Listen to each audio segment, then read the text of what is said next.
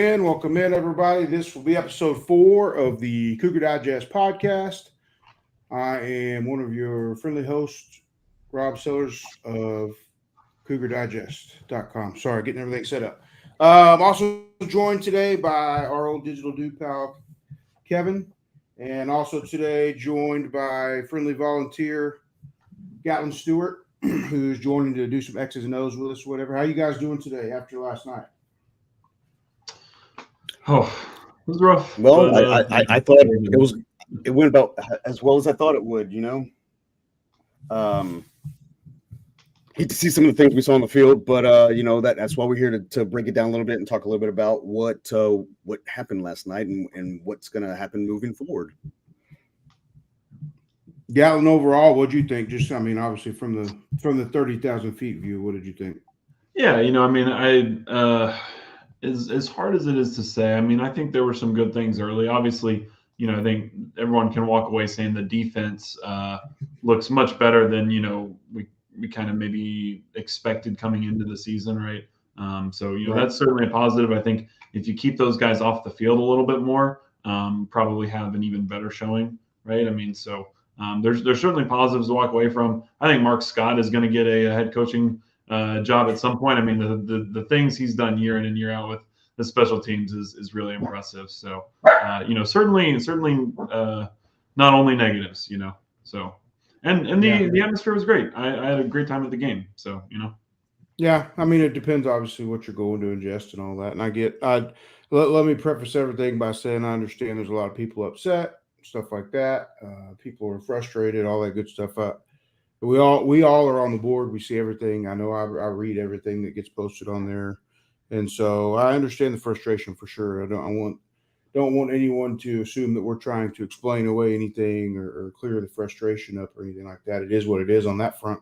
I'm mostly just here so that I can maybe try to help at least guide the frustration in the right direction or make it an appropriate frustration. You know what I mean? That's geared toward what's actually having a problem. And yes, at the end of the day, year 5 of any regime, anything, culture, anything we're going to describe or point out that's a problem is going to end up falling at one person's foot. So we're all aware of that. I think we're all on the same page as far as all that goes. But in the meantime, there's nothing that's going to change, in my opinion, in the short term, super short term. So we might as well follow along as it goes, and maybe we'll all try to learn a little bit more as we go too. No, I agree, Rob. A lot to digest from last night. What I keep thinking throughout the day today is already before the season, I did not think that we would be a bowl team. I really didn't. I thought maybe we had 4 wins in us at most. Now I think Watermark might be 3 wins. I'm adjusting as the season goes. But one thing that you can be sure of is that this team is full of guys that you can root for, that you can support, that you can pull for. We have a lot of great guys on this team, but the problem I think is the coaching. I really do believe that after yesterday, I think for me, I got more things confirmed. What I was kind of like on the border with, on the fence with this team and with this coaching staff.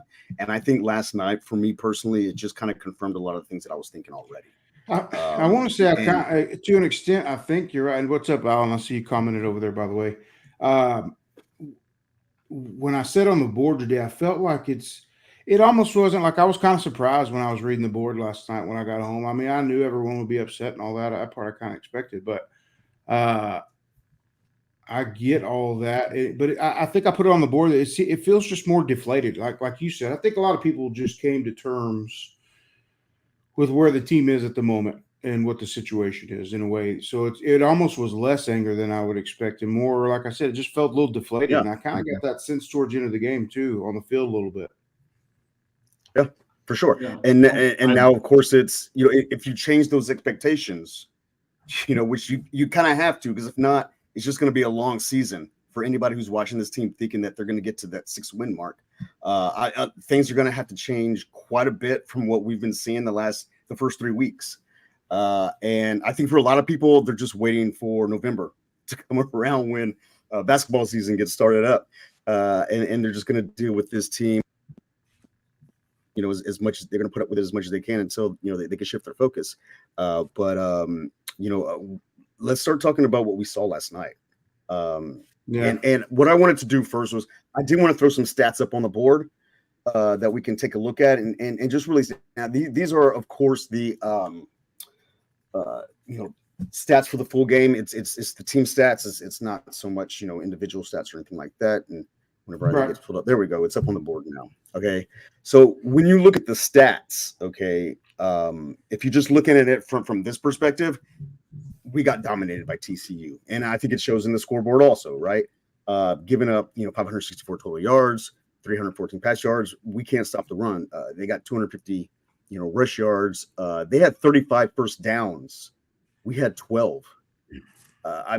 In no game should that be acceptable right there to have 3 times the less amount of first downs as the other team.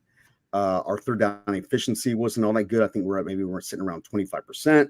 We're not even going to talk about what our fourth down conversion rate is, because it's you have to be a math genius to be able to figure it out.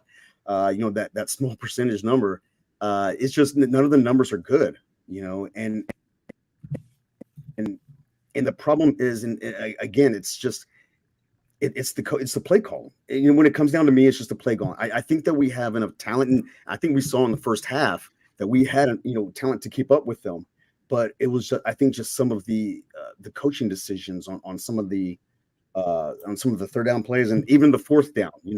At this point, I was yelling at T because I couldn't be at the game, because I don't know if you could tell I'm a bit under the weather, everybody out there. But I was just like, why are we not kicking field goals? Why are we not kicking field goals? Why are we not just getting points on the board? If that's what we need, that's what we have to do. So, looking at the stats and going back, and I haven't even rewatched the game. It's all burnt in my memory at this point right now. But it's just if I can figure out what we're going to do before we do it, then obviously the other team's going to be able to do that as well, just as quickly as I am. And it's just our play calling is just it's not exciting. It's not anything that's going to move anybody. And hopefully we'll pretty soon here we'll look at some film and start to break that down. Yeah. Gatlin, I'd be interested in hear your thoughts. Obviously, football is football at any level, and being a part of a team is it's a unique experience. And the higher you do it, of course, the higher level or whatever that you do it at, the things get more complicated as it goes. But what's your thoughts? Just kind of just where we're at so far. You know what I mean? Based on the conversation this far, what would you have to add from someone that's been in this position before, in terms of being on a team? And I'm not familiar exactly what years you were there and what y'all's record was like, but surely everybody at some point has been through a football season when they've had good and bad. Yeah, absolutely. I certainly have not, had to ride through anything, I think, quite this slow, but but definitely been through some ups and downs in my life and playing sports. And I'll push back a little bit and say, when I watch the play calling, first of all, like, I get really excited. There was a lot, and first off, I'll blame Fox a little bit. The broadcast zoomed in so much that on the TV, when I was trying to watch it back, and it's hard to kind of break this down because we don't have the all 22. But there's so much stuff happening downfield. The way we attacked the zone, when they did go man, the things we did, like, when I hear Dana say it's not the play calling, it's just not. I tend to agree with him. Now, there's some argument. We can talk, like, when you say, hey, it's the coaching. I agree, it's the coaching. I think it's just a definition of what does coaching mean, right? What is the problem in the coaching? How are we, drilling this in practice, right? Like, how are we repping this out? What kind of situations are we putting kids in leading up to the game to get them ready to execute this? I think it starts way before they step on this field. And we'll discuss this a little bit further. I think there's some things you can do for Donovan to make this a little bit simpler for him. But candidly, like, the number one thing that jumped out to me that I wasn't expecting going into the season was just how poor of a job he's done of processing the defenses, making the right reads and going through a full progression. The only Yeah. time I see him make any kind of progression is whenever they split this into a half field read for him. And, maybe we need to do more of that, right? Maybe there's some things in that vein we can make it a little bit easier on him. But candidly, if we can't run the ball against a 6-man box, it's going to be a long season. And it really gets as simple as that. And there's some people I know asking for the jet sweeps, asking for more outside zone runs, and I'll break down why I don't think that's a good idea if we can't execute these interior runs. There you But go. if we can't run the ball, it's going to be a long season. And I think I kind of land somewhere in the middle a little bit too between you guys in that I see what Gatlin's saying 100%. I think the play calls will work if it's executed properly. I know people hate to hear that. Don't say executed properly, because it does go back further into what Gatlin said about what are you doing to prepare these guys to execute properly. So that's the part that really no one's going to know, not much at least.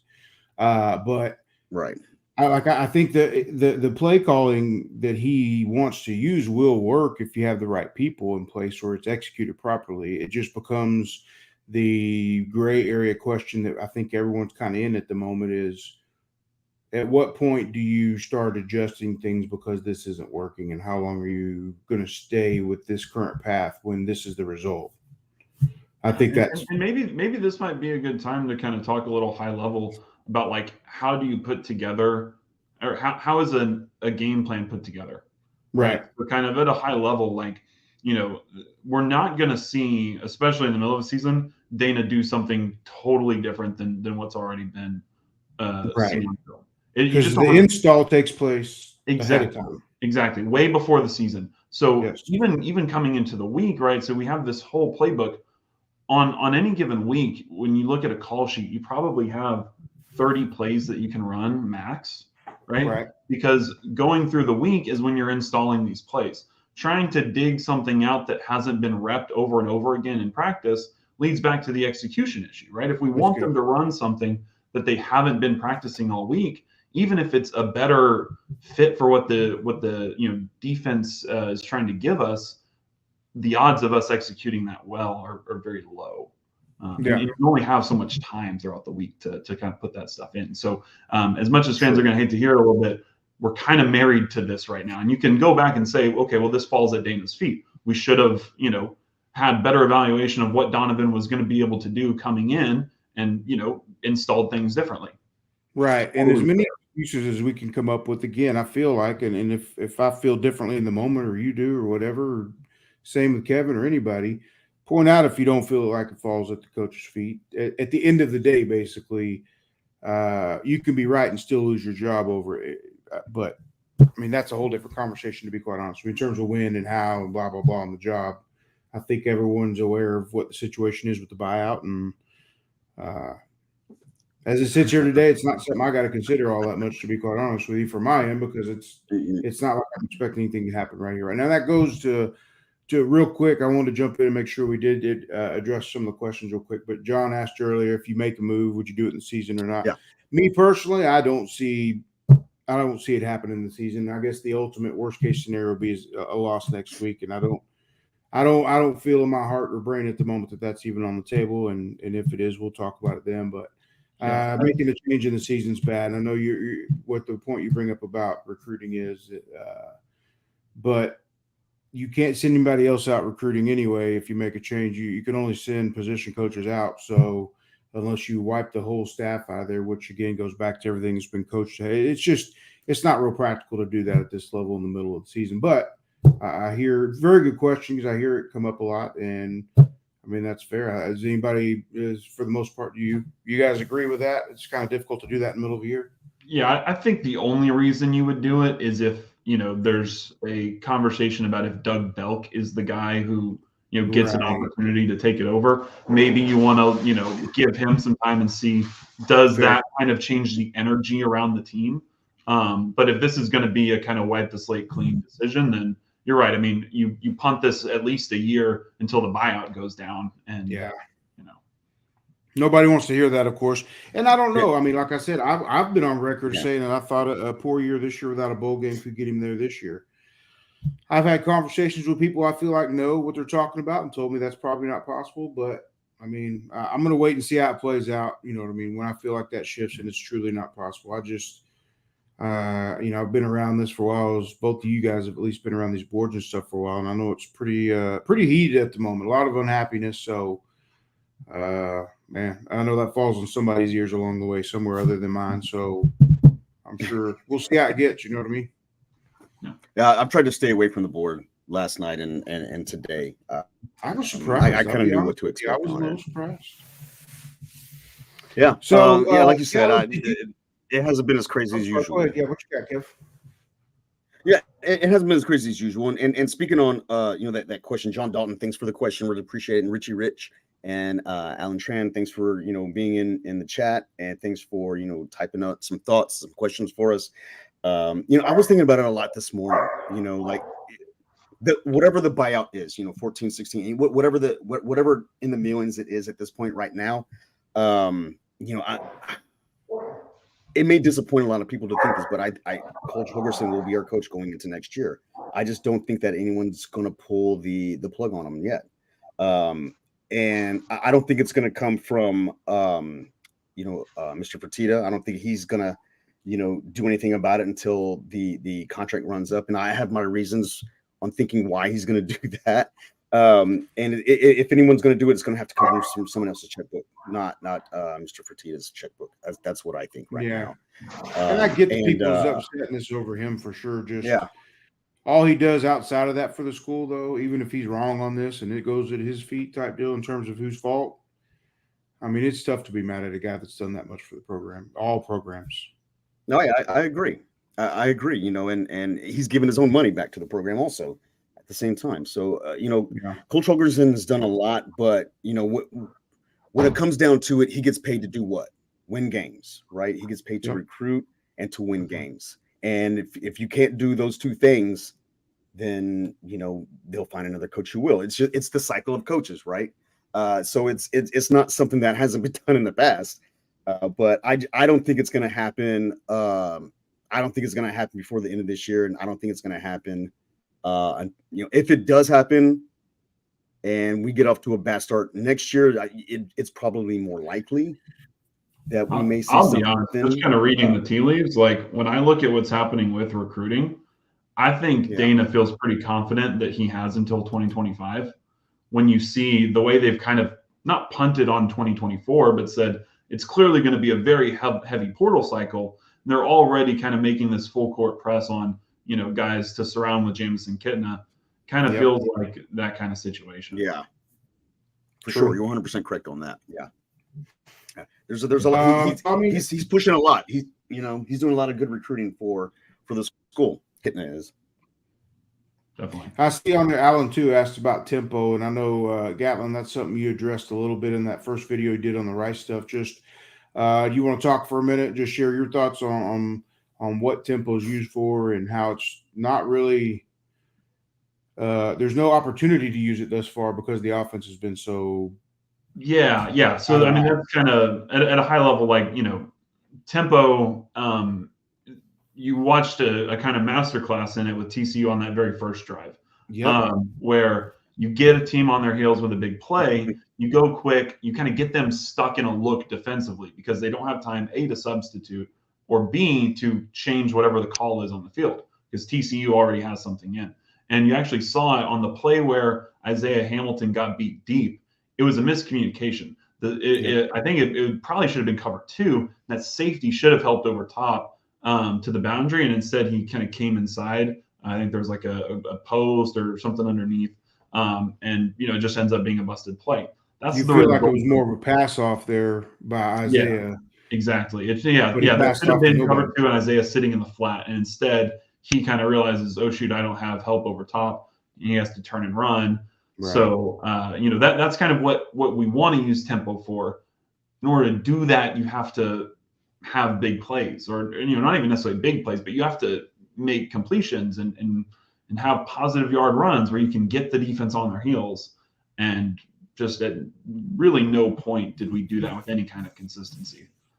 Yeah. at all this year. And so when it's so discombobulated on offense, I mean, you got to have a couple good plays in a row to catch them. You know what I mean? 3 or 4 play drives just don't allow you that opportunity. And you see him use it from time to time. I feel comfortable that he knows when to use it. It feels like he's pretty not much finding every those time opportunities yet. Yeah, pretty much every time they've had a deep shot or even a big run play, they've ran tempo. So there just hasn't been any opportunity to do it where it would net us any real benefit. Right, because going faster all the time doesn't necessarily mean, Yeah, it just gets you off the field quicker and gets your defense. Yeah, at times it does. Right.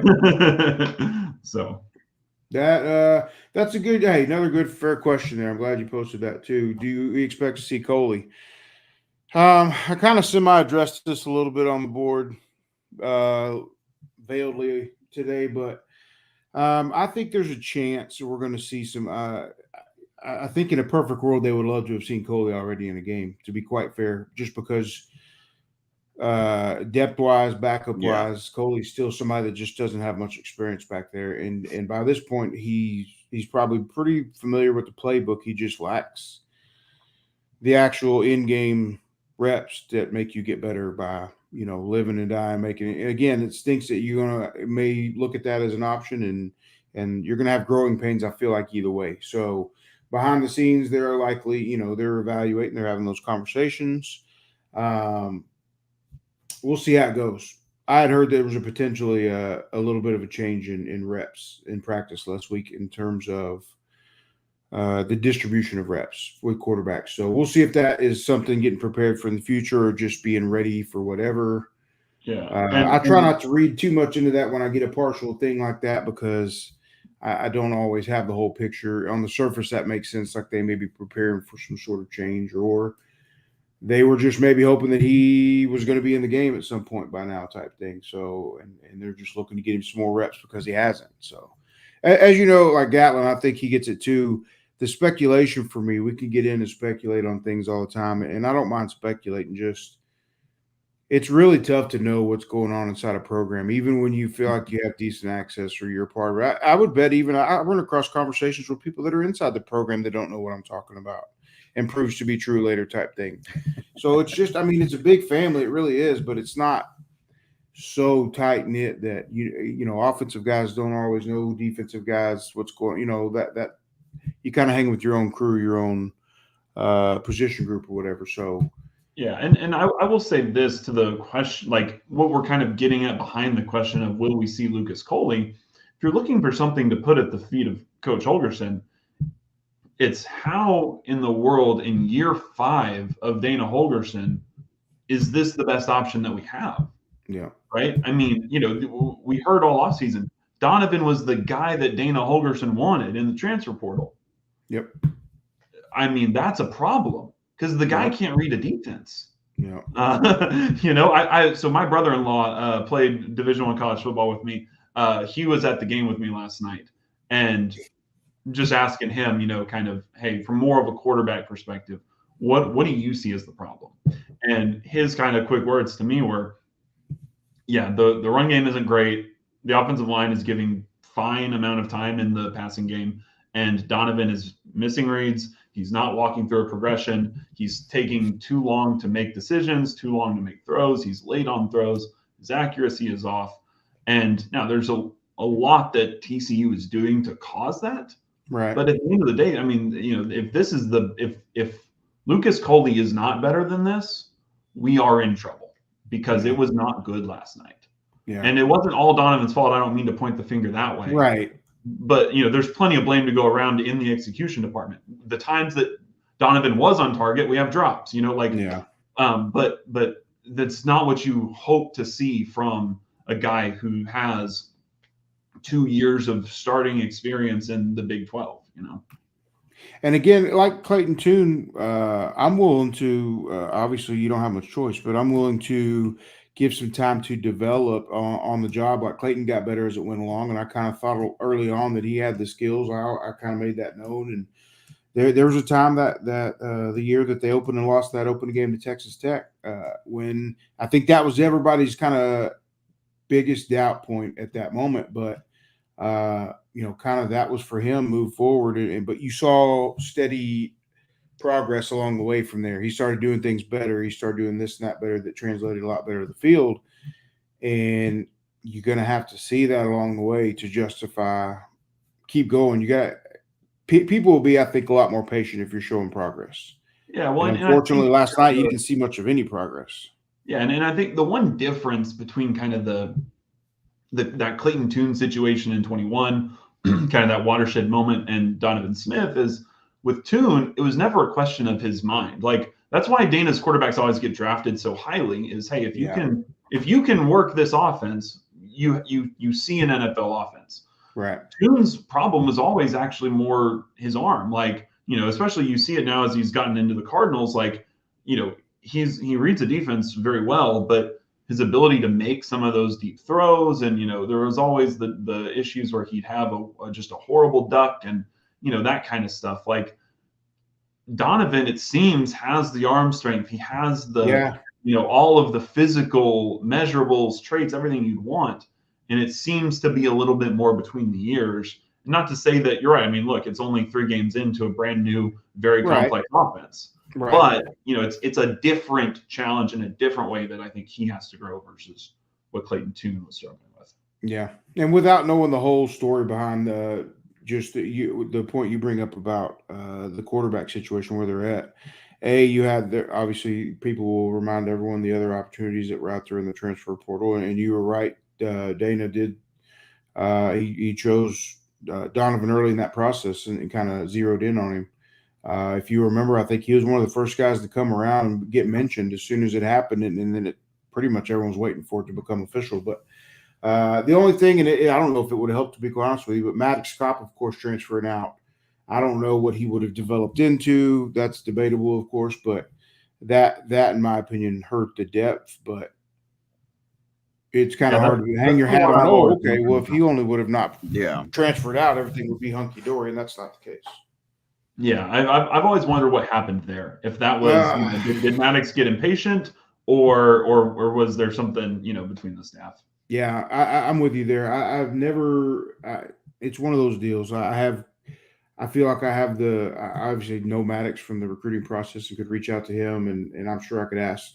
It's just one of those going into asking somebody hey, what happened with you and your wife's breakup? Or, you know what I mean? Like, I know this was a experience. Please explain to it and go in depth about it. So definitely, I tend to fall sometimes. Maybe I should ask and don't, but yeah, that's one of those situations. I was like, it is what it is. I don't know that knowing why at the moment for me was going to help me any, but that contributes to it, obviously. What's up with you, Kevo? You still John alive? Dalton, you got a good question there about Brandon Campbell's reps. I'm still alive. I'm kind of just organizing some things and looking at this question from John Dalton about Brandon Campbell. He had one carry last night. He had one carry. Yeah. That's a good point. I think there was something to do with him being injured, obviously, because the wording of it this past week when asked about somebody asked Dana about Brandon in the press conference last Monday, and he said something to the effect he was emergency running back this past week. So maybe it sounds as though he might be coming back from something, or maybe they just only got 4 backs and he was the last one and they were only going to go with 3 type deal. Gatlin, anything on you got anything in terms of what that means to you wording wise? No, I mean, I think you're right. Maybe it's kind of just an injury thing. Hey, he's not 100%. You've already got Tony Mathis, who's now injured again. Let's just ride with the 2 that we have and try to get everybody healthy. But I don't know. I just got that feeling it was something to do, not a major injury, just something nicked up type thing. And so he was back in there last night for only 1 play. So I guess he's maybe he thought he'd be able to go and get out there for a play and realizes, it's not feeling good. I don't know if I draw too much from his lack of touches just yet, because I think it's going to be a long year. And as we've seen already 3 games in, it's already some injuries showing up a little bit, affecting the reps and stuff like that. So at the moment, I don't think it's anything long term. I think probably now if everybody's not back this week, you might even see a little bit more of him this week in terms of reps. Yeah. And I don't mind seeing Parker Jenkins either. I think he's going to be a good ball player for us. I think he's got the talent, he's got the speed, he's got the size. He might be your replacement for AMAC, even though he's not as big as AMAC, but I think he can be an exciting player in the future for us. I don't mind at all seeing more Parker Jenkins. Get him some reps, get him some experience. And that's kind of how that's how I feel about the rest of this season. Is I'm more willing now to see some of these younger guys and get them some game time experience, put them in the rotation. And if it's Parker Jenkins, if it's Mikael Harrison-Pilot, if it's Pancake, whoever it may be who we think might need some reps, let's get them some playing time. I still have confidence in this defense, but last night I think that the defense just got wore out in the second half. I think they started pretty well. And yeah, I think they did also.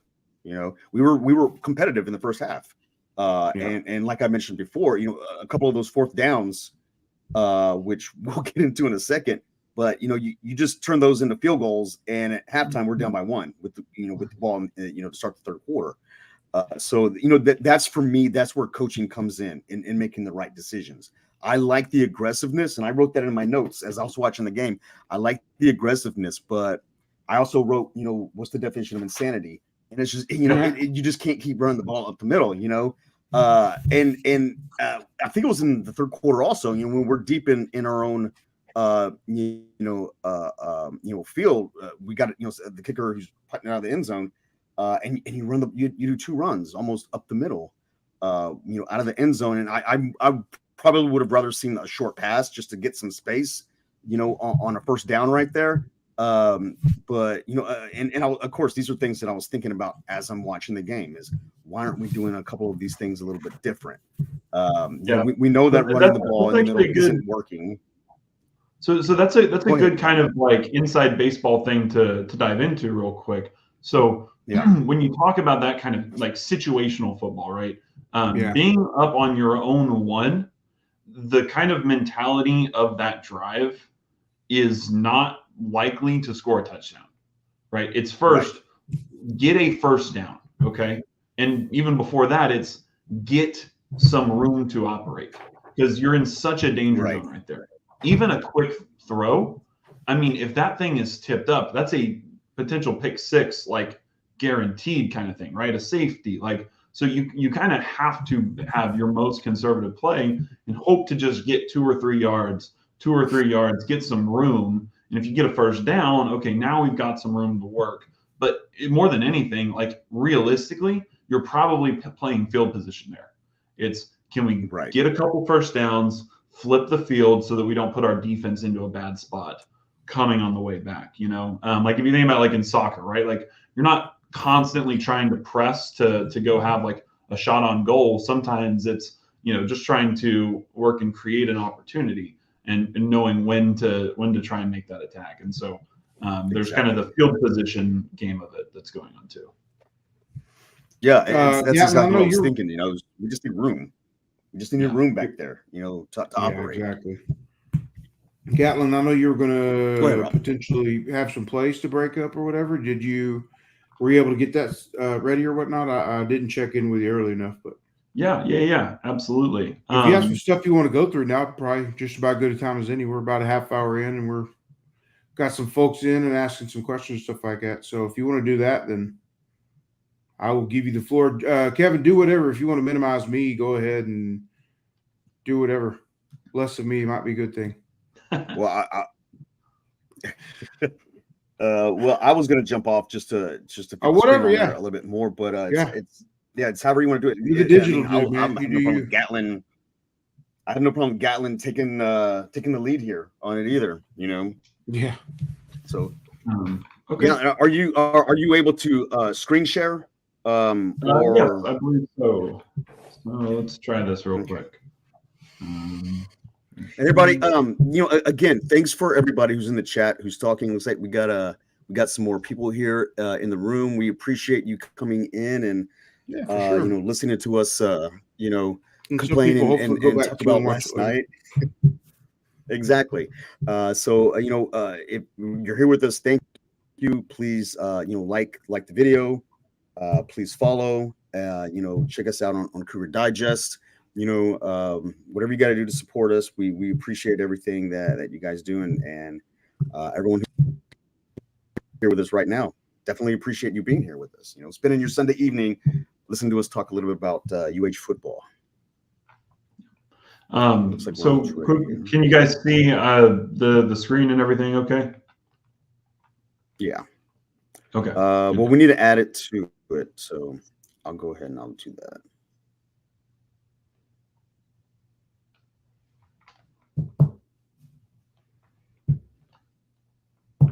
While you're fiddling with that, I'll address this one that popped up from John real quick. Just about nothing's out that I've heard or anything like that. I think it's fair to assume that situations like this, John, sorry, I tried to put it up there, but it's not going to show up over the screen. So John just asked, have we heard of any internal wide receiver room issues? And I'll say, not that I've heard out loud yet. It's understandable as struggles continue offensively, there's going to be some frustration. I kind of think that Dana Holgorsen hit the nail on the head a bit with Matthew Golden Preston a bit. I think it's more for want than it is for lack of effort or anything like that. I think he really wants to be that guy and the guy to make these plays and all that. And so I don't think it's going to get that way at this point, but of course, like anything else, losses mount, and there can be some flare-ups here and there, people that have problems, obviously, and it's one of those. As I hear about it, I'll be glad to share and push forward. I know last year there was a couple of post games that were a little bit heated, and some took that to be a heated discussion amongst teammates, basically, as it got passed off as Coach Holgorsen lost the locker room, which, I mean, you can get there from there, but I did not think it was that point. And it turned out that it smoothed over fine as they started winning more. So long story short, I've not heard of anything, but in this day and age, that's one of those things I'm sure that the staff needs to stay on top of as well. Open conversation and knowing your players here will be very beneficial. For sure. All right, take it away, sir. Okay. So first thing, I guess, just to start off with before we start breaking down this film, just to talk a little bit about TCU's defense and what exactly they were running. So TCU loves this 3-3-5. This is kind of their base defense. So what we mean by that, we've got 3 down linemen, we've got 3 standing linebackers, and we have 5 defensive backs. This is kind of their base package. The benefits of the 3-3-5 is obviously you have an additional defensive back. It's harder to get beat over the top at times. Allows you to play a little bit more flexible, but also having these 3 second level defenders here can make it a little challenging to run the ball, because these guys are, if they're playing their gaps correctly, can be more aggressive than, say, like a down lineman who's trying to plug a gap. The things that I saw Colorado do well to attack this defense, and that I thought we might see some more of, is identifying whenever they're playing man versus zone. Some short outside passing is kind of how you create room to run the ball. So you'll kind of see it here. Like, this is technically speaking a 5-man box in terms of, this is, when we say box, we're talking about the kind of invisible box between the tackles right here, right? So we have 5. This defender is cheated inside, which effectively makes this a 6-man box. At times, what we'll see is this guy's walked down even a little bit, this defensive back, and you effectively have a 7-man box, right? So that makes it really challenging to run the ball when you have a disadvantage numbers-wise. So the thing you need to establish first is kind of some outside passing game to get these defensive backs out where they're supposed to be. All that being said, one of the things we've heard about on the board that people have asked for is outside runs, right? So the first play of the game here, we have a weak side pull here and an outside run, right? We have a missed assignment, though. So, that kind of makes it hard to to run the ball effectively. So we'll kind of break down what we're seeing here. So first off, like I said, we've got effectively this 5-man box with 6 to block. So that's a positive, especially when we know where the ball's coming this way. This guy, being cheated inside doesn't really do anything. Something unique right here that, again, when we talk about what can we do schematically to try and help our guys out, this is one thing. So traditionally in this kind of just zone block, you'd have a combo right here between Tyler and Pat Paul, where they would both combo block this defensive end and work up to the play side linebacker. So Tyler would kind of take over this block and Pat Paul would come off the edge. Instead, because this guy is lined up outside with the tackle, they just pull Tyler and say, Pat Paul, you just take this guy one-on-one, so Tyler doesn't have to reach over here. And Tyler, you just come up and find the linebacker. Jack Freeman does a great job just kind of one-on-one with his guy. He's battling, man. That nose guard was big and nasty. He did a decent job just kind of hanging in there. And I mean, they rotated those guys so much. It was crazy. I thought, the O-line did not play well, but I'll give praise when I see it. So when we kind of start here, like this looks to be set up decently nice. Like we've got Tank Jenkins climbing to this linebacker, got Tyler climbing to this linebacker, and we've got a pulling tight end coming across to kick out this defensive back. Problem number one, I've mentioned this. I mean, I don't know how this is year 2 or 3 in a row that we're dealing with this, where a guard just can't block a linebacker. I mean, we just literally run right by him. It can't happen at this point. It's bad. Something that happened here, so we kind of pull this guard to help us out, and the linebacker ends up, instead of flowing over the top like we expected, he kind of shoots this gap. There's a little bit of a miscommunication here. Tyler sees that and tries to take over the block. Pat Paul probably should have worked off and tried to pick this guy up.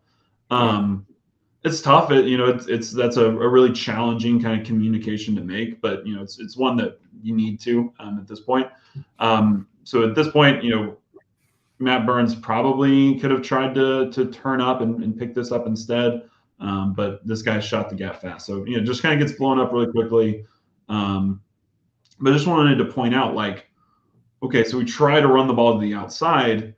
That creates more space for nose tackles and defensive ends to get in there, cause disruption, for linebackers to shoot gaps. They're harder blocks for the offensive line too, in terms of like covering that distance. So if we can't execute an interior block, the odds of us being able to execute all that effectively gets pretty low, right, pretty quickly. Quick question on that there, just for familiarity's sake. I think this is probably a question that people would ask. The blocking schemes like that, when you go back and you talk about them pulling because he's lined up on the outside, if they come in, obviously line up differently, is that something communicated at the line that they, you know what I'm saying? Does that switch pre-snap, or how does that work?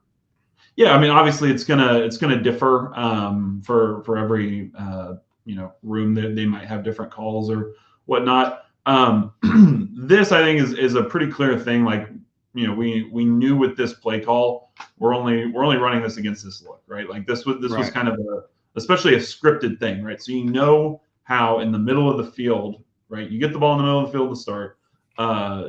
We know exactly how TCU is going to line up. So this is kind of our best shot, right? We've got this scripted. We practiced it all week against this look. We knew it was going to be there. And then, this linebacker does something that we weren't expecting.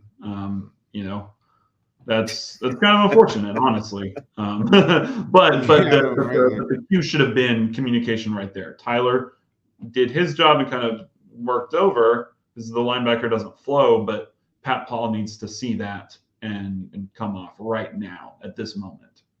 Yeah. And that's that communication stuff that you talk about. And people talk about too, about plays, and say you run this play 10 times in practice and it's right. And, you feel good about it. You see the look you want. The first time you run it, this happens. Okay. Obviously, you come to the sideline the next time, and they're going to go back and address that situation specifically and assume you're going to go back out and fix it. Next time it goes back out, you call it next series or whatever, it runs right. This is where that comes in, is people are like, why do we run the same thing? Well, sometimes it works. And so, I mean, I get what they're saying to an extent. Don't get me wrong. But until you run the play, and each play, there's 5 offensive linemen doing 5 of their reads. You know what I mean? It's and pretty complicated. And I would say this, like the outside zone runs, sweeps, pitches, tosses tend to be much more complex and challenging from a blocking perspective. So again, it goes back to, we can't run before we can walk or crawl.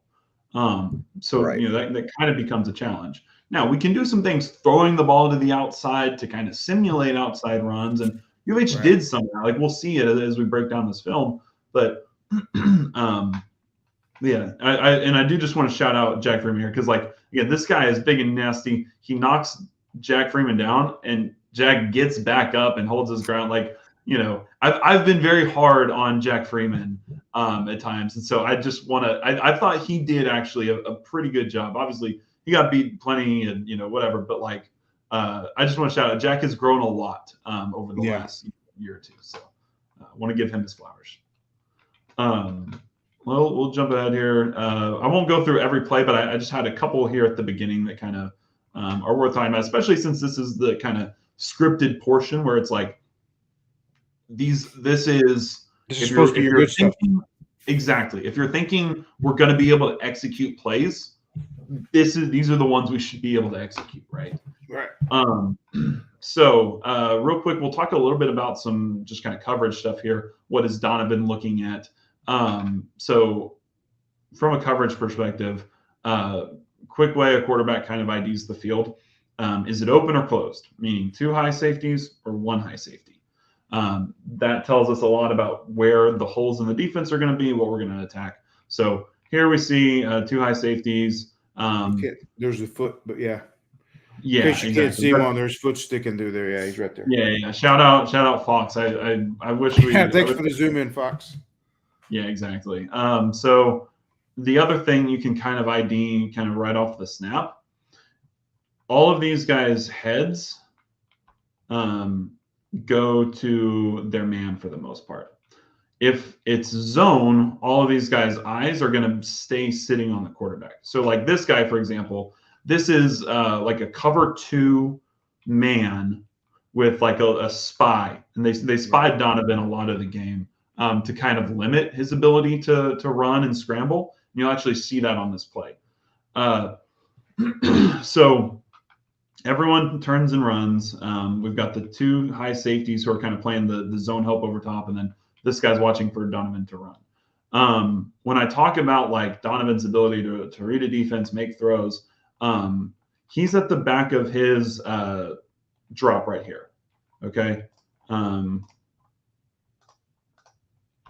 This is, I think, a 3-step drop, maybe a 5-step. 1, 2, 3. Okay. So his number 1 read should be at the end of his drop, maybe a hitch, right? So you would say like a 3 and a hitch. That's probably this right here, this inside route with man jack. He's covered up, and you can see it. He's trying to make his break right now. I don't know how that's not holding or passing. I'm just thinking the same thing. But right. So that's read number 1. Make your break at this point. You should be making it uninhibited there.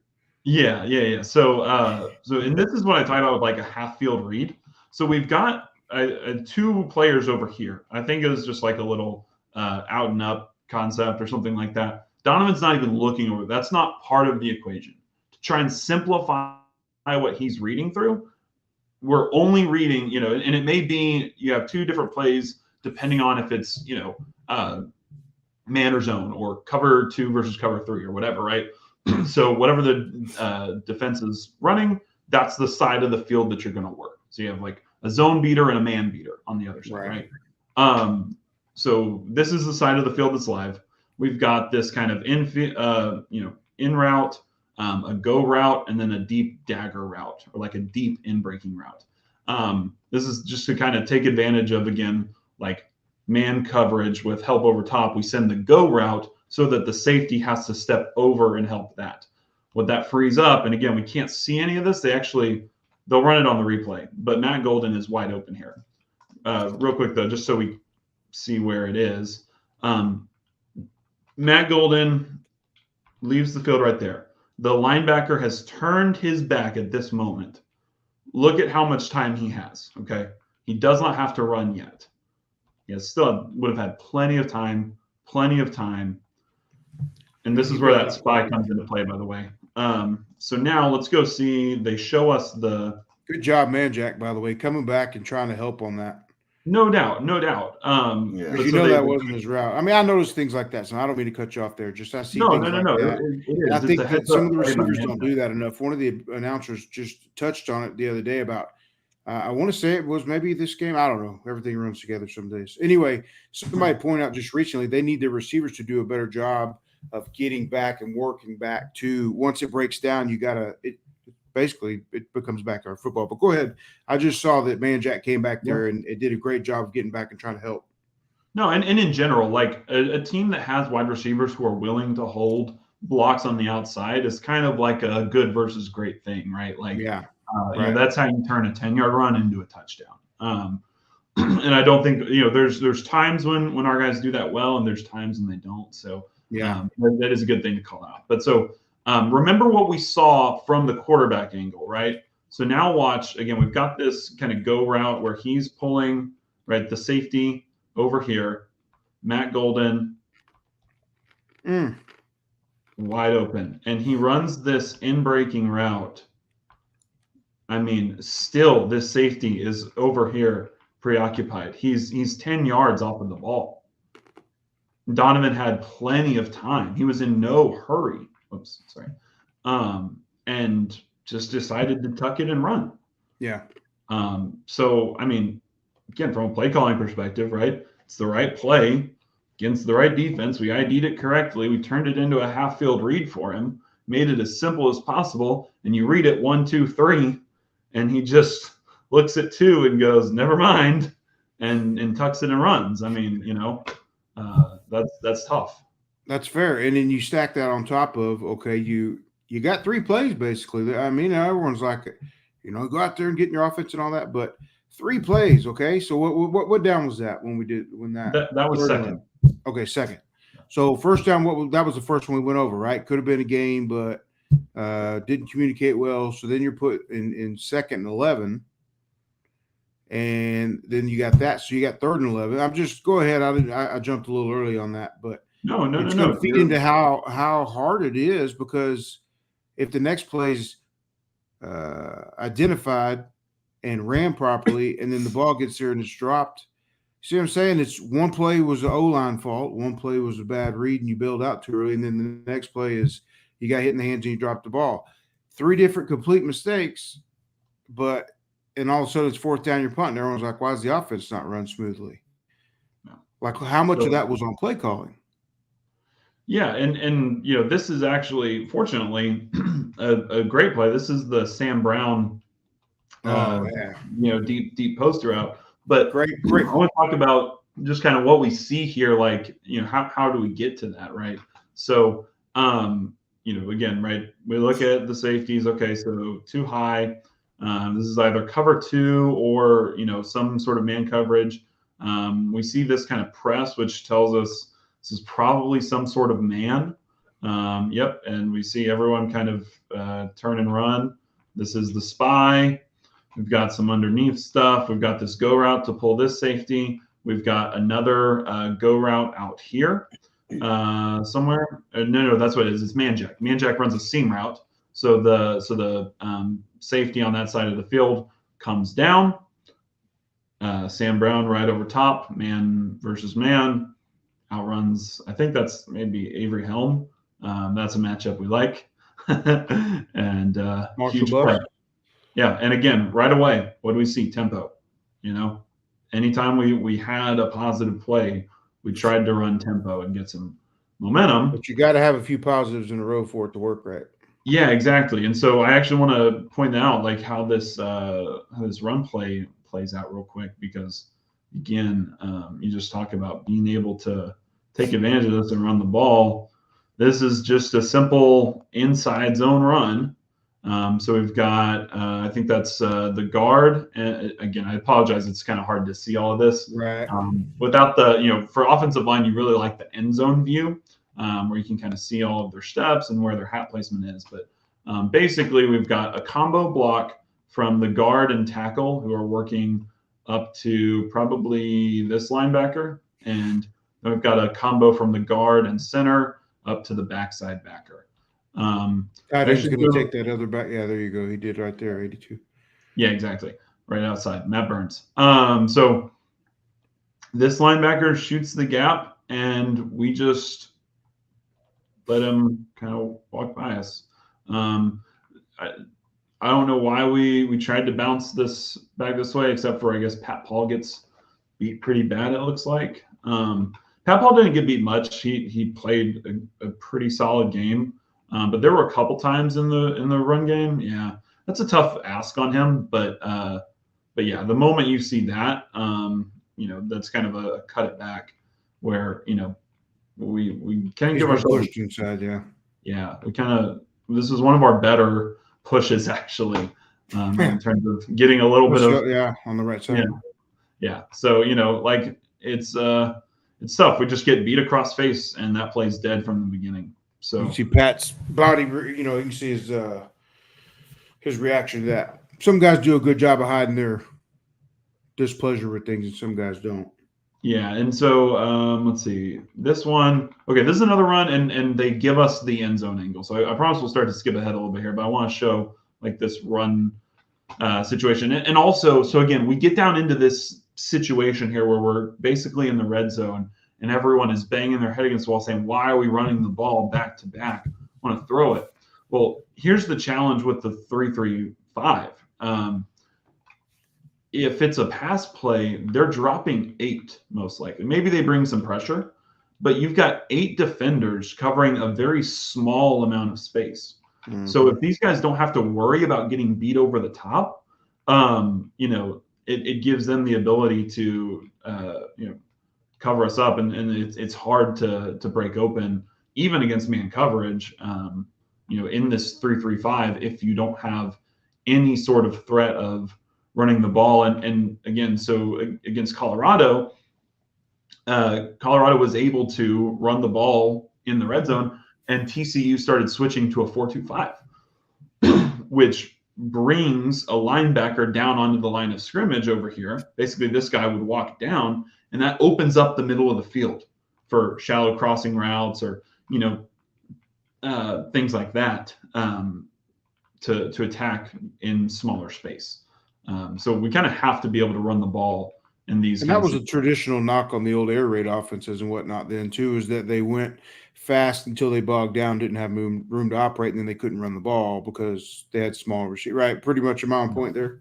Yeah, absolutely. You run out of space to stretch the field. Right. All of a sudden, you've eventually got to actually line up and run the ball. Right. And, yeah, absolutely.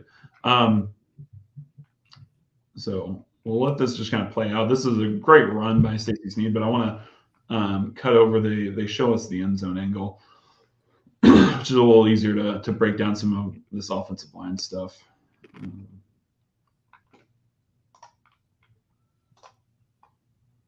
There we go. Okay. So we've got the kind of left side counter, if you will. So we're pulling across the formation to get the linebackers flowing this way, and then we're going to cut this back. Oh, wait. Yeah. Oh, no. He just got sorry, that's not a counter. That's just yeah, okay. So this is a traditional counter. So he's you sure we need to show this angle? Yeah. So so we've got the couple things happening. Yeah, so a couple things happening here. Pat Paul is supposed to have help right here from Matt Burns. And this is kind of the play that blows it up, because we'll start over here actually. So again, Tank Jenkins actually does a nice job just kind of kicking this guy out. We've got the pull, and we've got a combo right here. Jack Freeman and Tyler Johnson are sitting. They're working from this guy to this guy.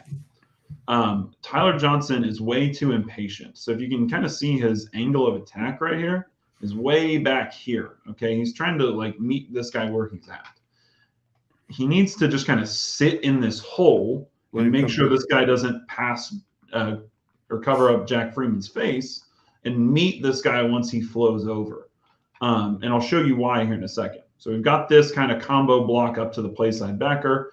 Matt Burns, kind of touches him, but he actually ends up glancing off. And the run is supposed to come outside. So we need this to get covered up. This guy does exactly what he wants and sits down in the hole.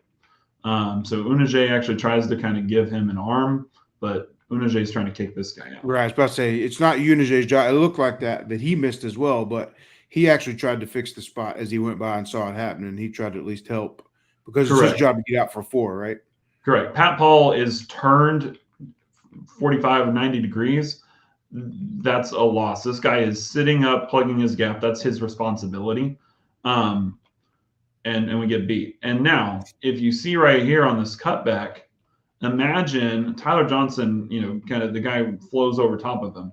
If he had been sitting right here in this hole with his hand on this guy waiting for the linebacker to flow, then when Stacey Sneed goes to cut back, even though this play got blown up, we've got a great little cutback lane right here. Yep. Because Tyler Johnson's sitting there. But instead he's out here. Pat Paul is turned facing Donovan Smith, which you never want to see. We've actually got 2 guys facing the line of scrimmage at this point. And Stacey Smith makes a heck of a play. But yeah, so I just want to point out, like, again, it's not, it looks really ugly. But when we're talking about like what actually needs to be changed, it's not a ton. Like, it's right. Yeah, Pat Paul, sure, gets beat outside. That's not ideal. But, like, we still have the cutback if we're just a little more patient and don't get beat by a linebacker over top, Okay, Gatlin, I got a question for you then, all right? Because you just brought it up. What you're saying is it's just little things to fix, right? So why can't you get these things fixed? For the most part, well, right. This game was ugly. Like, I'm not trying to sugarcoat it. I'm trying to start with some positives. It gets ugly. But there were opportunities is my point, right? Where, like, we're just a play or 2 away. We're an assignment or 2 away. But sorry, I didn't mean to interrupt you. Go ahead with the rest of your question. No, it's fine. It just seems like we keep coming up with new ways of messing up a play.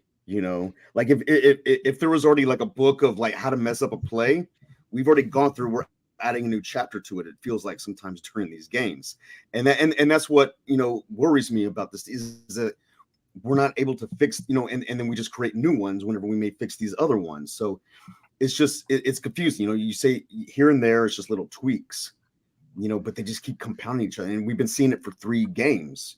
It feels like UTSA. I think we did a better job. But against Rice, it just we weren't executing, and we were having the same issues with TCU. Only it was just I think it was enhanced more against TCU with the lack of being able to execute properly. And that's just my perspective. And look, so we can dissect this a little bit more and point out like why are some of these things happening, because that is ultimately the problem. And where again, if we're looking for something to lay at the feet of the coaches, it's this. So right. Pat Paul is basically standing straight up. Pad level. Tank Jenkins standing straight up, right? Again, this angle of attack, how we come off the ball. I'll run it back and see from this angle. The all of the little things add up to those missed assignments. And right. And a lot of this, like, the angle of attack on Pat Paul, you'd want to see this helmet on this outside shoulder. And that sounds like a minor detail, but that is the way it's taught, and that is a more foolproof way of executing, right? Yeah, it's the difference, right? If his hat is on this side of his head, and he can't cross his face. Exactly. And then Matt, the steps were slow off the ball. Like, I mean, look at how many guys are behind the line of scrimmage when they engage with a defender. This one, oh man, this is going to be bad. I don't mean to be rude, but Tyler Johnson here on his second step is airborne. So watch this. So we take a good first step. This is what we call it at Katie a J step. So it's like diagonal. His second step, he comes. I mean, look, you lose your base altogether, and there's literally a moment where both feet are off the ground. You're good. I don't care if your nose tackle is 230 pounds. You're going to get knocked over, right? So those are the little things that lead to us getting bullied in the trenches and not being able to move guys off of the ball, And let me just add one thing that just crossed my brain in the moment is that as they talk about recruiting, by the way, and the difference between like a 3-star versus 4-star, and I will save the arguments on that for another day and all that. Obviously, there's flaws to that system, but the difference between like all players are going to have games when they make mistakes on assignments. I don't think many players grade out 100% or anything like that. But the difference between your very good offensive lineman, in my opinion, and your decent offensive lineman is the consistency to do your job properly every single down with minimal mistakes, right? Yeah. Yeah, well, and it's also, I mean, what kind of offensive line are you recruiting? So when I was in college, my like kind of first spring ball, we had ran a like a pro style power run system. We had all these thick offensive linemen, who were designed to run block, and then we switched to this spread, air it out RPO system. We want the linemen getting out and blocking in space, and it's a totally different profile. Like you look at the guys they have committed in this class, guys like Raekwon Bell, Snacks McLean, like more stocky. Like they look like run blocking offensive linemen. Some of the guys that have been here and now like Tyler Johnson, we're kind of picking on him in this situation, but it's more of an example of like the guys who've been here were recruited for more of an air raid offense. As much as we say Dana hasn't been an air raid, it's been more of that. Like the run scheme has changed significantly.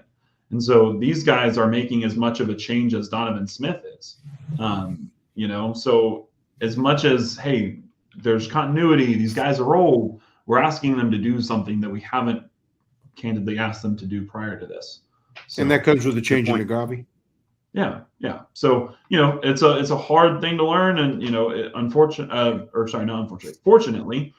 with the exception of Pat Paul, I think all of these guys still have eligibility. I don't think we're losing anyone else. So or Jack Freeman. Jack Freeman's leaving. Yeah, Freeman's gone, obviously. Yeah. But Pancake, I mean, with a name like Pancake, you hope that guy can run block, right? Exactly. So, and that's and you talk about the difference of what you're asking to do. You're talking about this offense clearly this year, more pools and stuff like that, and that's a different. Is that what you're getting at? Yeah, exactly. As far as asking your lineman to pull, not all offenses run pool offensive linemen and stuff like that. Definitely, and even just the way you talk about combo blocks and stuff like that, like that's different. The way we would have ran the ball in this situation last year would have been the Dana draw. So we've got a 5-man box. You've got man on man with the tackle, man on man with the tackle, and the guards run up and block the linebackers. Yeah, so much more straightforward. It doesn't require as much footwork. It's different. It's a different skill set than these combo blocks. There's much more, I think, technique going on that's being taught. I mean, we watched some of those clips in spring or in fall camp. Like these guys are developing.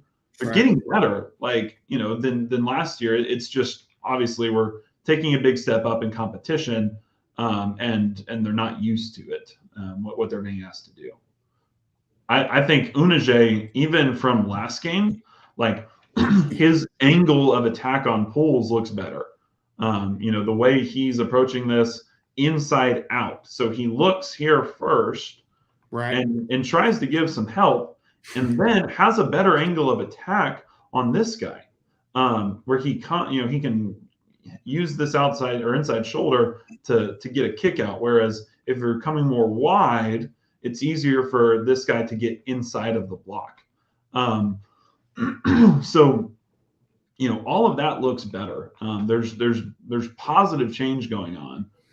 It's just not always, it's not all together. And Right. again, you talk about, well, okay, what's Dana's fault?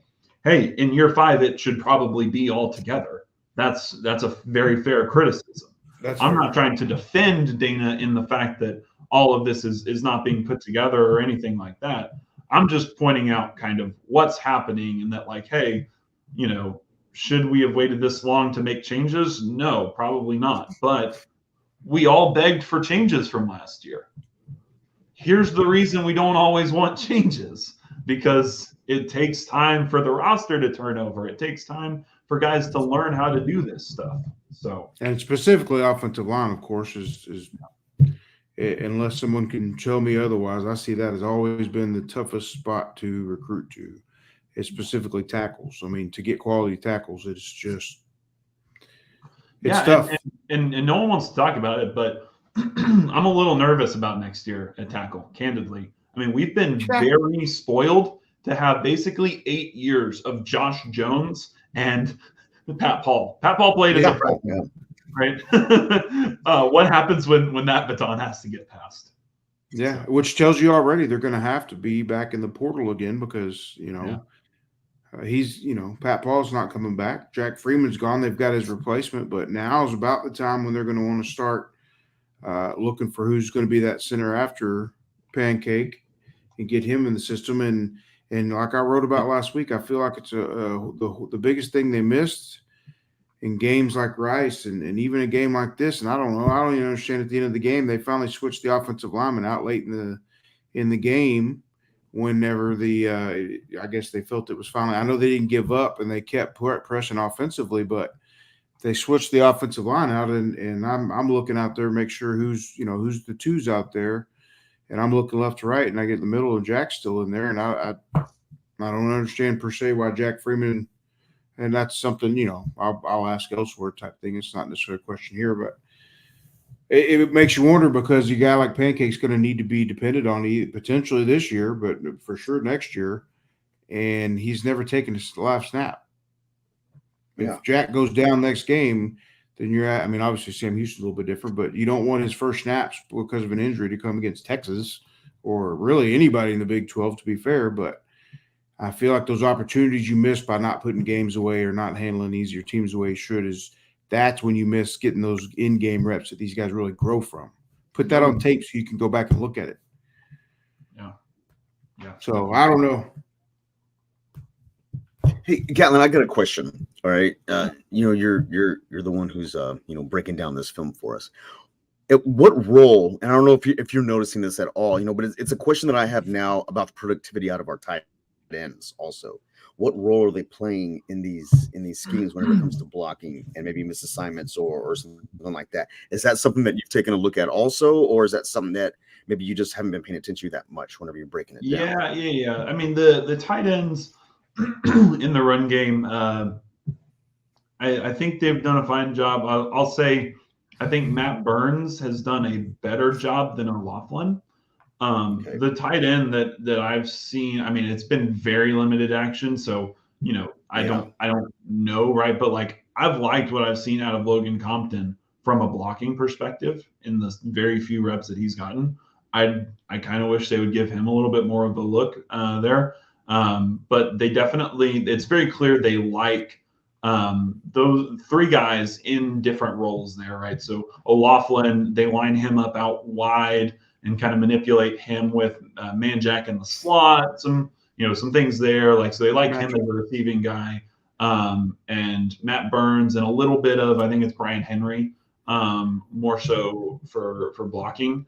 And it's been okay. Like the tight end does not play a very integral part even in this zone blocking scheme. A lot of times it's like, maybe there's the pull and these guys are combo blocking up to a linebacker or something like that, and you're basically just asking the tight end to chip a defensive end and cover up a linebacker. Like, I haven't paid too much attention to it because it's so far down the list of issues on the offensive line. Honestly, you can have a tight end who isn't great at run blocking in this scheme and be fine. So yeah. Okay, I appreciate you clearing that up. It was just something that I thought about, because I just haven't been seeing a lot of production out of the tight ends, either from a pass efficiency and I haven't been paying that much attention to the run blocking, so I just didn't know what role they might be. Yeah, no, and candidly, like I'll be honest, like I think a lot of what's happening with the tight end is Joseph Manjack. They're basically using him how we used to use Christian Trahan, where they're lining him up in this slot. Like, he's basically the Y, you would call it, on like from an offensive perspective, and running those routes and kind of getting those targets. And they're using like an attached tight end as well sometimes. Like, yeah, you're right. Dana has definitely changed how they're using the tight end. And I will say, like at Katy, that was kind of the way that they treat the tight ends. There isn't a lot of productivity that comes out of there. It's more of like run block. Okay, now we're going to slip him out on a play action, like we saw in the back of the end zone on that kind of I formation. That's a play call you'd see a lot from Katy, where you'd have the fullback. And then I think we called it 45Y, wrap 45Y would be the play call. So, it's just faking the dive to the running back, the fullback leaks out, and the tight end acts like he's blocking and then sneaks over the top. But yeah. Talking about the one in the end zone? Yeah. The two O'Loughlin. That was a 4th-down play also, I believe. I thought it was a good play call, to be honest with you. And from my angle, it looked like he was giving the defensive back a piggyback ride before the ball got there. But he was boxing him out. So yeah, we can talk about I got you now. I have that one queued up. We can jump ahead here in a little bit to that. Maybe I don't have it queued up. But we can just kind of talk through it. Like, I agree with everyone. I think in that situation, 4th and 1, you've got a 6'5" guy who literally played running back in high school. You do the QB sneak.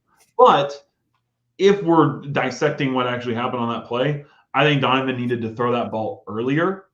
O'Loughlin had him kind of boxed out. Yeah. And if you give him space, I think he makes that catch. It's a tight end on a safety. But you threw it too far to the boundary, and you have him trying to lean out over and try to do this toe tap thing. That's a tough ask. So fair. So this one, again, just kind of break down a little bit more here. This is, again, this little dagger route. Hang on, let me get this back to normal speed. Okay.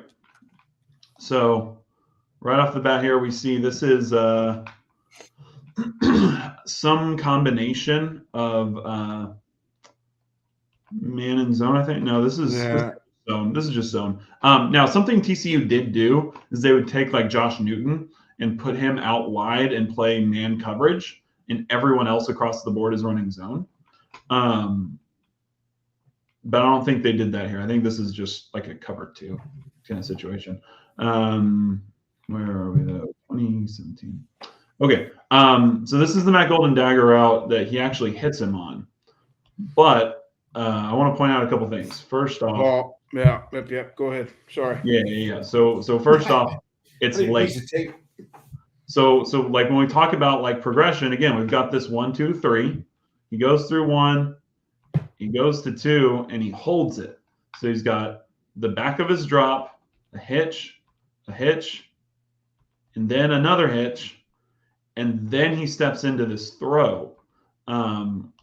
Matt Golden, if we watch like where this DB is on him, oh man, we can't even see it, but you can kind of get an idea. I think they run this replay here actually for us. Yeah, they do. I think it's end zone view. Or no, yeah, I think I was right. sitting in the end zone for it. That might be what. Yeah, I know it was end zone. Okay. So, man, it's so hard to see.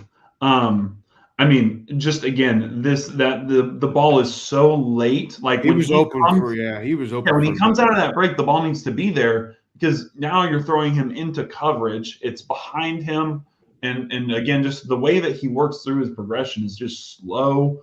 The ball comes out off schedule. It just feels very, very labored and clunky. And pretty much, is it fair to say that the play design is for you to 3 or 5, and then you're to deliver the ball, right? That's pretty much when the deliver. Of course, hitch for those So hitches you that's talk about. yeah. So that's how you read a defense, right? So you have your primary read, and the Right. idea is, say it's a 3-step drop. Maybe it's a 3 and throw. So 1, 2, 3, throw. Maybe there's a hitch in there for your primary read. Maybe there's not. But basically, at the end of your drop is when you should be ready to throw the ball to your primary read. If it's not there, then you take a hitch and you're working through your different reads. But those need to be quick. Like Donovan will sit there and he'll bop and then turn. And he's kind of waiting to see if his guy's going to come open or not. And there just needs to be more anticipation. Either you're going to throw that ball or you're not. And I think, honestly, again, if you want to talk about one of the things to lay at the coach's feet, I feel like they probably beat into Donovan's head about the turnovers. It feels like he, especially early, was kind of gun shy. Like he didn't want to, force it in there and make a mistake. And he's kind of gotten in his head about it now. And as the game goes, he starts pressing more because right. Yeah, so And now then he's as you trying to make start up pressing for it, and more, he ends up making the mistakes that he was trying to avoid in the first place. yeah. So and I think a lot of that, like that is something you can definitely blame on coaching. Like I feel like, again, this is me kind of speculating here, Of course. but like you tell a guy no turnovers. He's got what, one turnover on the year? I don't think he's really picks Well, all time. two, but really the first one definitely I don't think was his fault. The one that he yeah. got tipped trying to throw out of bounds. The one last night, I mean, it lands on him. It's probably his fault. Oh yeah, that's right. The pick Yeah, on you see what I'm the couple saying?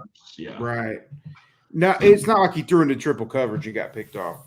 That obviously goes against the quarterback. Sometimes it's just bad luck. But I know he goes on the stat. But yeah, well, there was that intentional grounding call also that he didn't get the ball to the to the line of scrimmage. I mean, that's a quarterback mistake. Grounding. No, that goes down. That's fair, and that goes back to mistakes. That's the same thing as like run out of bounds when you scramble and you run out of bounds instead of throwing it type thing at the last second. So you lose 2 yards instead of just being an incomplete pass. Those are those little mistakes that add up. Yeah. So and in case you hadn't picked it up, that's what drives Dana Holgerson crazy too. And I know he gets a lot of heat and all that, and people at times think it's funny with his coughing and this and that, but just to be my honest, straight up, just my opinion. I mean, the guy's voice sounds like that because he's screaming constantly. I mean, it's just, I know it sounds crazy, but that's just who he is. He's extremely, almost to a fault at times. He's very emotional and passionate about what he's doing. And so I get the frustration at times when you go back and watch all this because, like Gatlin says, at times you're like, look, it's one block here, one block there. So I can't imagine trying to play calls or call plays with the inconsistency that goes on. You know what I mean?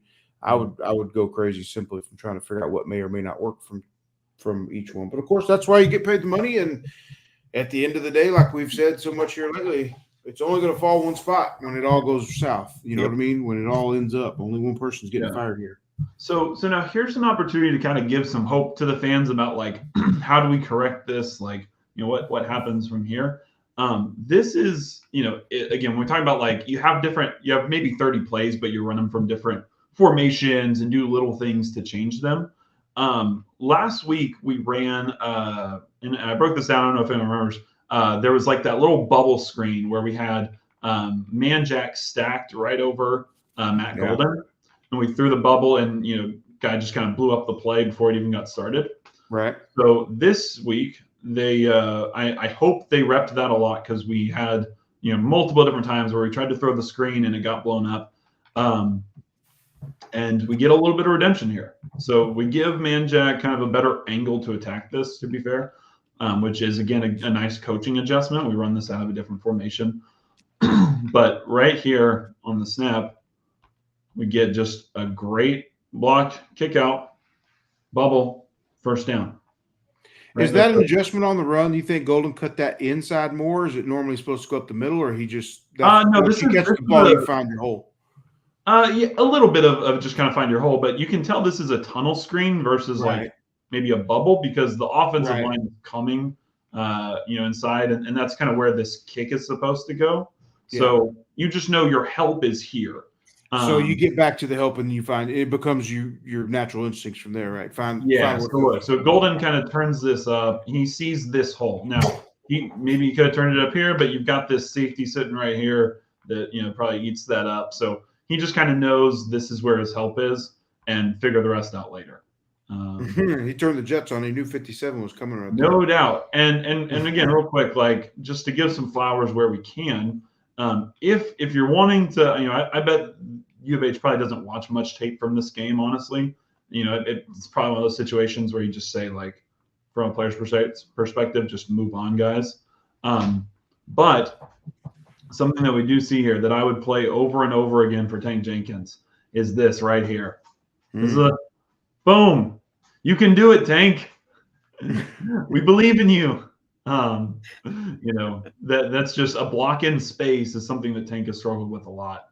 And and like you said, as they get it, that comes down to coaches knowing their players and like you said, show them the right. You got everything on tape. Show them the right, show them the wrong, and hope that they progress from it. Yeah. So I mean, we could break down tape all night, guys, but I think that kind of gets a little bit of the point across that execution we can point the fingers all around, but at the end of the day, the things that I saw was primarily offensive line needs to be able to run the ball against a 6-man or a 5-man box. Interior. If we can't do that, then nothing else is going to get going. They're going to be able to drop 8 in coverage, and it's going to make it harder on Donovan. And then secondly, Donovan, he needs to be better, specifically, being aggressive, making decisive throws, not being so late with the ball. Yeah, and I also agree too that even from a run game standpoint, he seems like he does a better job of on design runs, not being hesitant when he goes. Like when it's a design run, he goes and he's running full speed. But when he's flushed and he's like, should I go? Should I not? You know what I mean? It feels like when he runs natural, he runs natural. But when he's, it's funny, Bruno. I will point this out real quick because I've heard people talk about like I just feel like Donovan's in his head because we watched this. This is the quarterback power on this 3rd and 1. And watch what we have here. So, like, we actually blocked this up really nice. We, whatever the combos are inside, O'Loughlin does a great job pinning this defensive end down. And so what we've got right here is literally Brandon Campbell gets this blocked, we get the first down. Brandon Campbell, this may have been, if you guys said he played one play, this was the play, and he did a great job. He takes that guy on, and Donovan just run right here. Just run into them. You're 6'4", 250. And instead, he tries to cut this inside where the guy is already sitting and gets out of it. Which, by the way, first off, I don't know how this isn't a first down. Like, neither here nor there. But when we watched this, I watched this in person, and I was like, that's a horrible spot. I remember hearing the reaction as they ran up to spot the ball. Everyone was like, whoa, whoa, whoa. Yeah. So, I mean, I felt like he got there kind of no questions asked, and that horrible 4th down call doesn't come into play. But, But again, you make everything goes the right way. Yeah, finally, you get the offensive line. They have a great block. We get everything moving in the right direction, and, we just don't make the right decision. What would you call? That's a good question by Kyle, by the way. What would you call the current Dana Holgerson system, since it's not the air raid anymore? Is there a common term it's used in this version to label these days, or no? I mean, pro style, Exactly. but like a college pro style. So Right, like right. if you had like a pro player or a pro coach break down film, they would recognize all the concepts, but say, oh, this is really weird that you're running all this out of gun, or like, oh, this is a little like free flowing, loosey goosey for me, like so it's kind of like pro style with air raid principles, Gotcha. is kind of what I would put on it, but yeah, I don't know that there's necessarily a clear box that it fits into. So it's the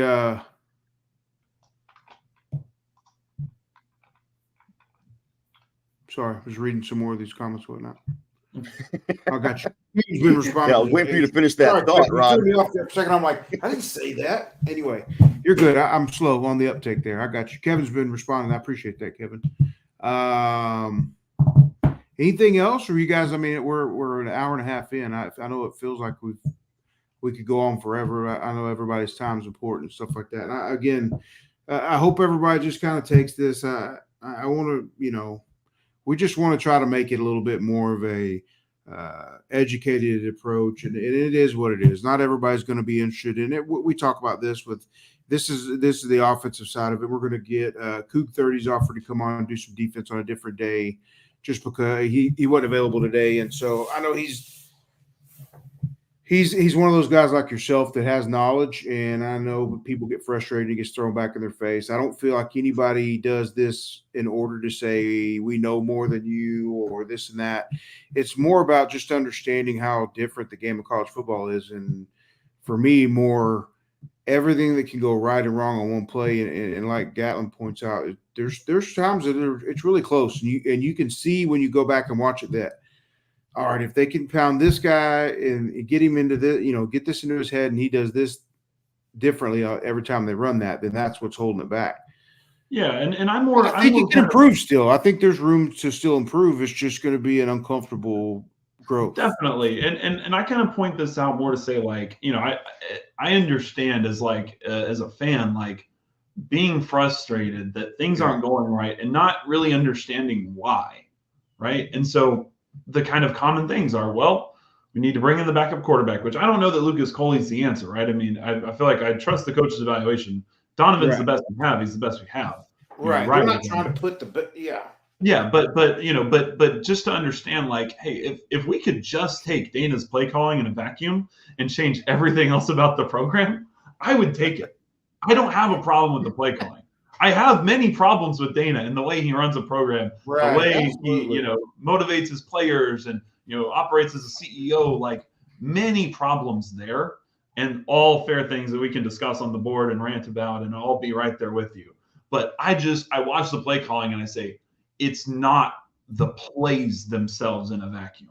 Now, we'll beg for the conversation on the board or another episode, but the next question that will pop up, of course, will be, then how long, and this is a fair question, I feel even maybe to be asked in a press conference, is that how long do you stick with this and see the struggles of not being able to get it done before you decide to change things up? Or, I mean, again, I say that like we just touched this on the front end of this. You're not going to change the offense. That's been installed. You can change the personnel, but then, again, what does that create? And see, I almost found myself in the same circle that everybody else finds himself in. How long? And if the answer is forever, because I mean, it's not like he's going to change what he's trying to do. He believes that this is going to work. And to an extent, he's right. When executed properly, it would work. Yeah, when we talk about, and again, I mentioned this, last week on the board, but like when Dana says, hey, the issue is execution, not play calling, I don't take that as him saying it's not my fault. It's the player's fault.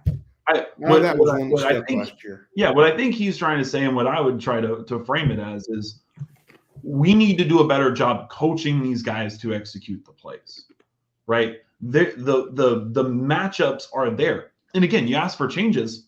We did. We changed the offense over the offseason. This is a different offense than we ran last year. Much similar different concepts, but a different approach for sure. We haven't seen the running back screen once this year, 3 games in. That was the Dana relief valve for whenever they bring pressure. Now we're I was thinking about that. I was thinking about that What's too. that? I don't recall seeing one screen pass in the game Saturday. Don't recall. seeing Not a one running back pass. screen. You Yeah, approach not a it running back now. screen. Now we're attacking it from the bubble screen, the tunnel Right. screen, that kind of thing. Right. So again, my point is like, and I think this is what maybe fans don't understand. Like, there's only so many ways to attack a defense. You can do it and it look different, but at the end of the day, you're trying to accomplish one of a few goals. So you do that in the way that fits your personnel the best. It kind of feels like this, fits our personnel pretty good at this point. I mean, I don't know how much benefit you get from anything else. Like, as I see over and over again, jet sweep. Why don't we run a jet sweep? Well, in a 3-3-5, you've got 5 defensive backs and 3 linebackers who are all flowing towards the ball. Like a jet sweep was innovative 10 years ago when the standard defense was a 4-3 or a 3-4, and you've got 7 8-man boxes and you're trying to get space to the outside. I actually heard Nick Saban talk this week and kind of back up a lot of what Dana's been preaching, which is, hey, I think teams are going to get back to running the football because defenses are now built to stop the spread. You have all of this space. So it all evolves. Eventually, we got to get back to to the original, I guess. Attack now, you've got all these hybrid linebackers who are small and undersized. The place to attack is inside, right? Against TCU, you want to see TCU get their teeth kicked in? It'll probably be against Texas with their 400-pound offensive linemen who run it right up their teeth. Yep.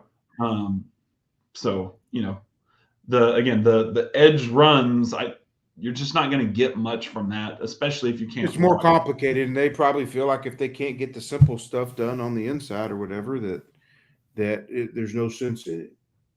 Trying to ask them to do even more complicated things.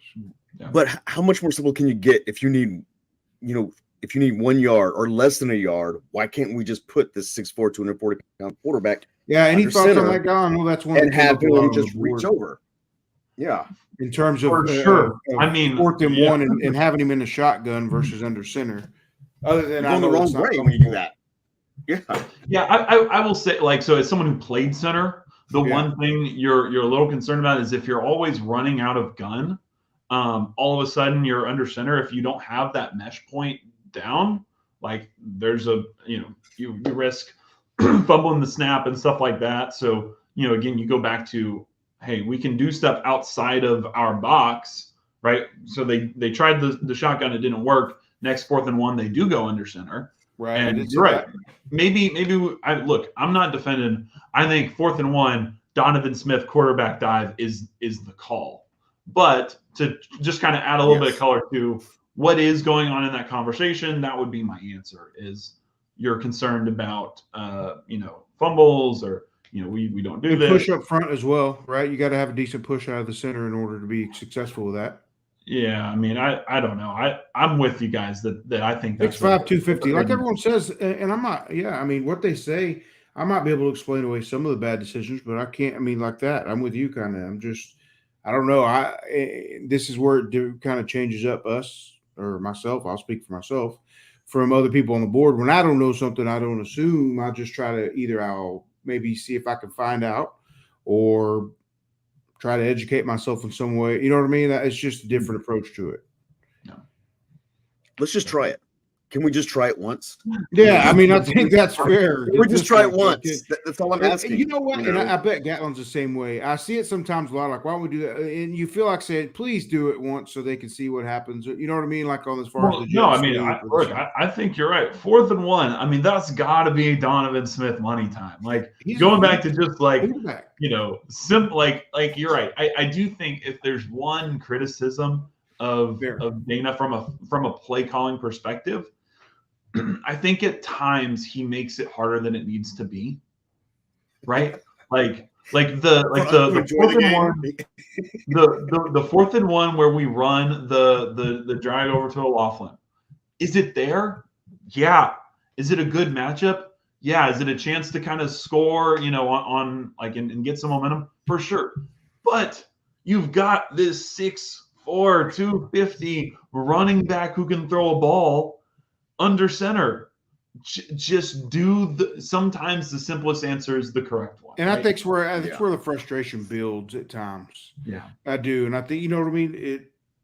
It's been a black eye kind of for the team for, I guess, maybe that of the duration. Short yardage stuff's not ever been great, unfortunately. Not under Dana. No. Not that I can recall, and of course I'm wrong. Then so be it. Somebody can point out to me, but yeah. I think that goes back to the air raid routes, if I'm not mistaken, too, though. I mean, again, it's not like he doesn't know the plays to call to get those short yardage deals. It's just, I don't know. I think we've done a lot. We've hopefully done a little bit to, if anything else, just people enjoyed to come and chit chat and hang out and hear us talk more, I'm sure. Yeah, I'm happy to, if there's any questions after the fact of this or yeah, throw them on the thread and the board, because I started a thread just for this.